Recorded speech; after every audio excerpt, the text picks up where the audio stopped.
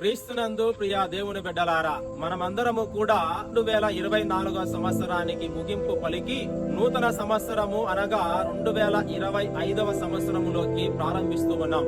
ఈ నూతన సంవత్సరం అంతా కూడా మంచి జరగాలి అని, అంతా కూడా బాగుండాలి అని మనమందరము కూడా కోరుకుంటాం. మనం బాగుండాలి, ఇతరులు బాగుండాలి, మన శ్రేయస్సు కోసం, సంఘ శ్రేయస్సు కోసము అంతా కూడా ప్రార్థనలు చేస్తూ ఉంటాం. మరి ఈ విధంగానే యెహోషువ గ్రంథములో వాక్యం తెలియచేస్తూ ఉంది, ఈ త్రోవ, ఈ ప్రయాణము మీ అందరికీ కూడా క్రొత్త కనుక దైవ మందసాన్ని మీరు అనుసరించి ప్రయాణము చేయండి.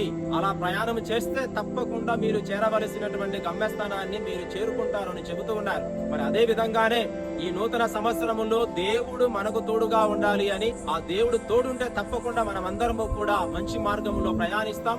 ఇలా మంచి జరగాలని ఆశిస్తూ ఉన్నాను, ప్రార్థన చేస్తూ ఉన్నాను. Wish you happy new year. God bless all of you.